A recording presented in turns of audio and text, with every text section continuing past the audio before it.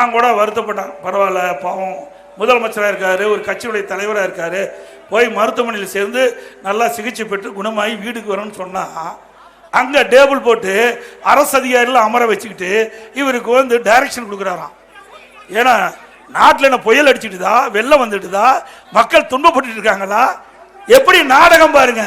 சரி, இந்த 4 நாள் தான் போய் படுத்தீங்க, நாட்டில் பெரும் பிரச்சனை, அதனால மக்கள்லாம் அழைச்சி அங்கே இருக்கிற உயர் அதிகாரிலாம் அழைச்சி மீட்டிங் போடுறீங்க. 18 நாள் வெளிநாடு போனீங்களே, அப்போ என்ன அந்த நாட்டு மக்களுடைய பிரச்சனை சிந்திச்சு பார்த்தீங்களா?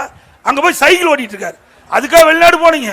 எங்க இங்கிருந்து வெளிநாடு போய் தொழில் முதலீட்டு ஈர்ப்புன்னு சொல்லிட்டு போய் சைக்கிள் ஓட்டிட்டு இருக்காரு. இங்க 18 நாள் அங்க போய் உல்லாசமா இருந்துட்டு வந்தார். இங்க உடல் நலம் சரியில்லை, அதை ஏற்றுக்கொள்ள வேண்டியதுதான்.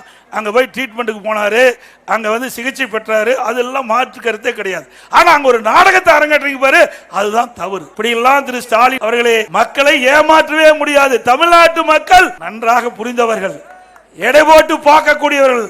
எந்த ஆட்சி சிறந்த ஆட்சி, யார் சிறப்பாக செயல்படுவார் என்று எடை போட்டு அதற்கு தீர்மானிக்கக்கூடிய திறமை படைத்த மக்கள் தமிழ்நாட்டு மக்கள். இப்படி எல்லாம் பாருங்க, எப்படி நாடகம்.